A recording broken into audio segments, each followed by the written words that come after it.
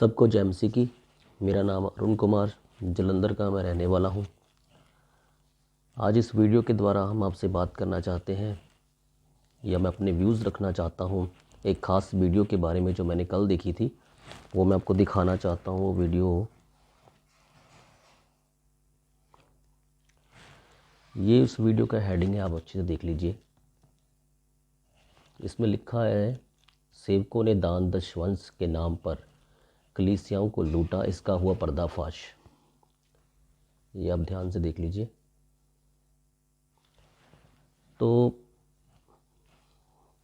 जब मैंने इस वीडियो को देखा तो इस वीडियो के हेडिंग पे जो फ़ोटोज़ लगी है ना, वो बड़े नाम है, आप उनको बड़ी आसानी से पहचान जाओगे। तो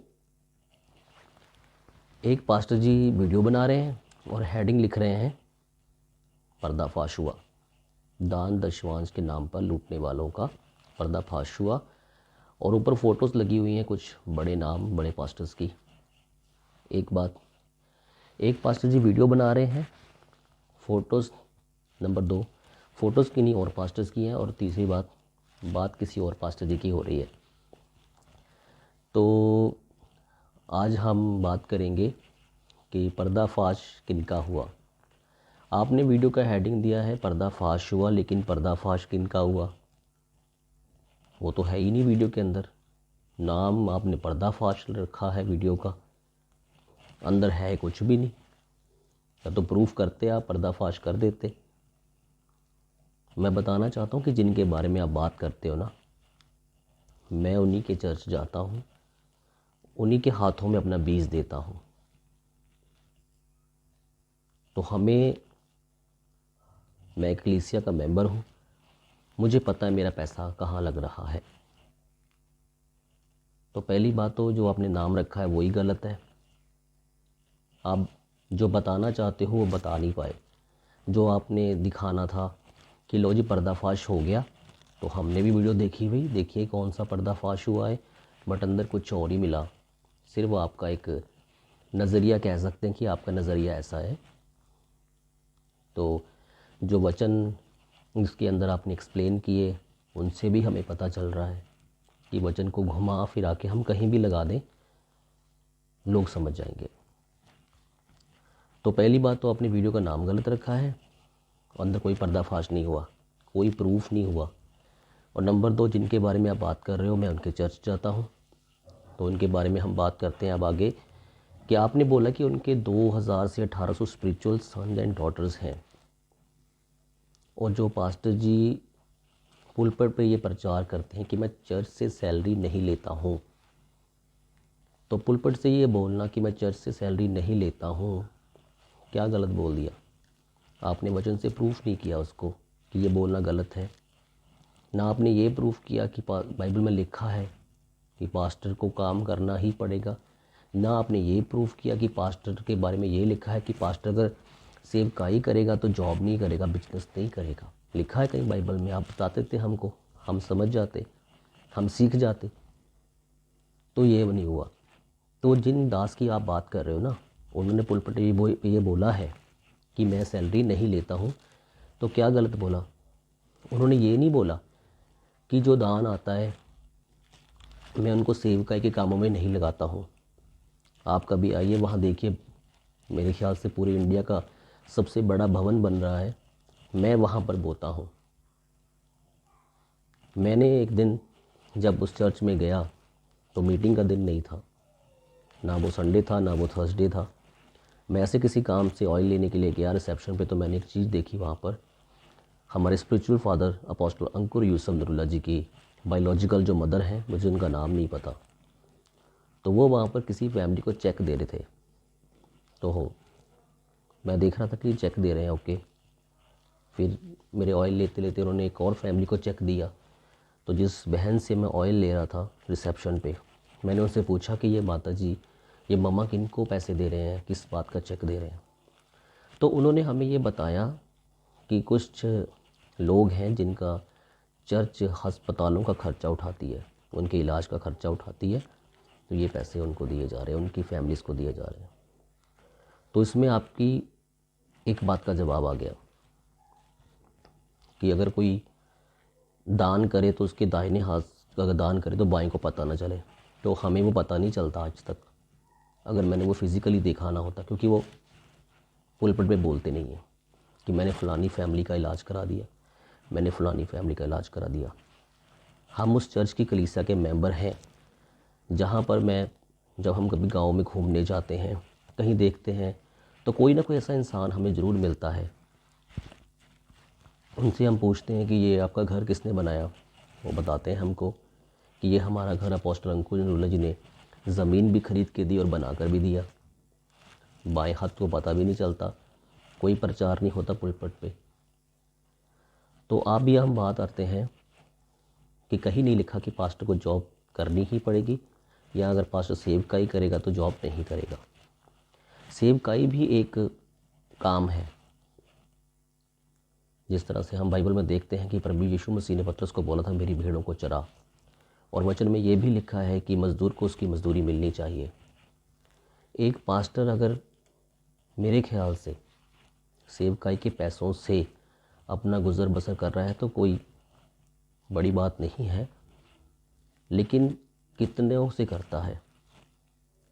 अगर किसी चर्च की अगर हम ऑफरिंग की बात करें 1 लाख है, 25,000 साउंड में चला गया, 25,000 टेंट के कामों में चला गया, 25,000 लंगर में चला गया और 25,000 किसी बीमार की हेल्प के लिए चला गया, तो अभी इसके बाद अगर पास्टर जी कहे कि मैं चर्च से सैलरी नहीं लेता हूँ तो क्या गलत बोला।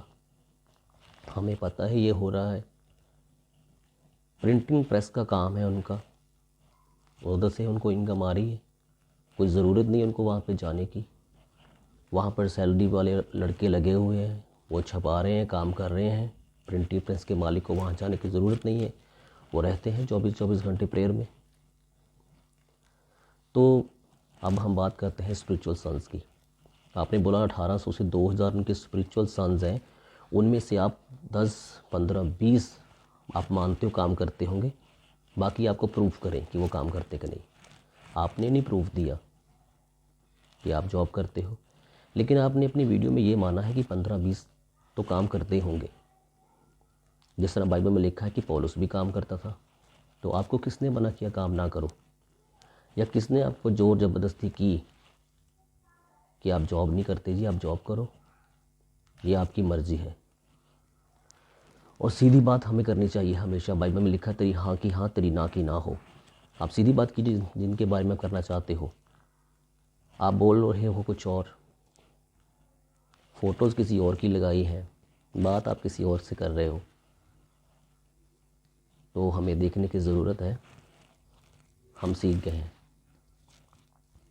और हमने बहुत अच्छे से सीखा है अपने आत्मिक पिता से, और आपको भी सीखने की ज़रूरत है। जब हम किसी ऐसे इंसान के खिलाफ़ उंगली उठाने की कोशिश करते हैं जो आत्मा से भरा हुआ है, जो आत्मा से ही बोलता है। और रही बात प्रूफ की कि चर्च का पैसा कहाँ जाता है, तो बहुत बड़ा सबूत पिछले दिनों में हमें मिला। शायद आप भूल गए हैं, तो मैं आपको याद करा देना चाहता हूँ इस वीडियो के ज़रिए कि रेड हुई थी ईडी की किसी चर्च में जिनकी आप बात कर रहे हो, और वो उन्हें क्लीन चिट दे के गए थे।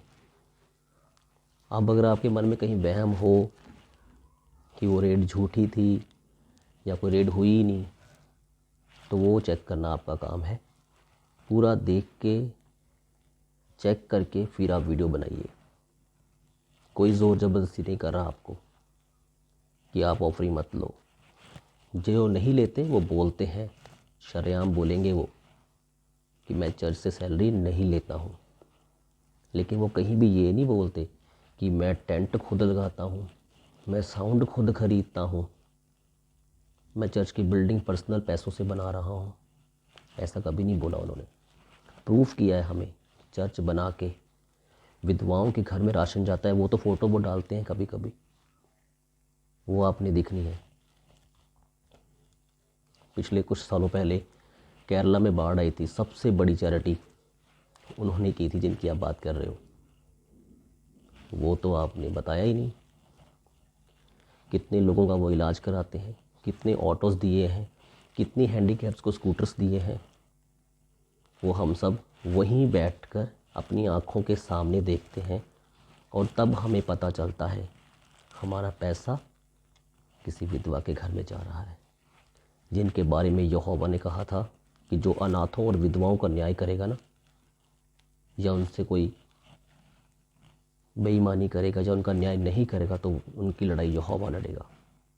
तो हमें पता है कि अगर हम नहीं कर पा रहे ना, तो हमारा बीज हमारे पास्टर जी के द्वारा हमारे लिए काम कर रहा है। कुछ पैसा हमारा परमेश्वर के घर को बनाने के लिए लग रहा है, जैसे सुलेमान ने बनाया था, तो हमारे घर बनेंगे। कुछ पैसा विधवाओं के घर में जा रहा है, कुछ अनाथों के घर में जा रहा है, कुछ बीमारों के इलाज के लिए जा रहा है। लॉकडाउन में चैरिटी मेरे को लगता है मैंने बहुत की, घर में बैठे बैठे की, अपने बेड से अपने घर से बिना निकले की। कैसे की? मेरे बीज ने की, मेरे आत्मिक पिता ने की और उनके द्वारा हमने की। तो मेरी ये गुजारिश है कि आप पूरा सोच के, पूरा तोल कर फिर आप बोला करें। हमें सोच कर बोलने की ज़रूरत है कि हम बात किन के बारे में कर रहे हैं। मैं आपके विरोध में नहीं बोल रहा हूँ और ना हमें कोई दुख लगा है, पर ये बात जो सच है वो सच है कि पर्दाफाश किन का हुआ है, या किन को ये दिक्कत लगी है कि आप बोल रहे हो कर मुझे बोलना पड़ेगा, पर मैं तो लेता हूँ। एग्ज़ाम्पल्स बहुत सी हैं पंजाब में, इंडिया में। पास्टर्स वेट करते हैं ऑफरिंग की, कार की EMI के लिए। बाकी हम किसी पास्टर्स का न्याय नहीं करते, ना हम इस योग्य अभी हैं कि हम न्याय करें। खुदाबंद प्रभु यीशु मसीह सबका न्याय करेंगे।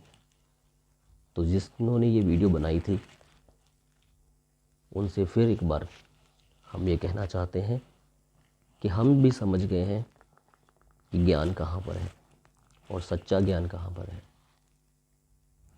सबको जय मसीह की।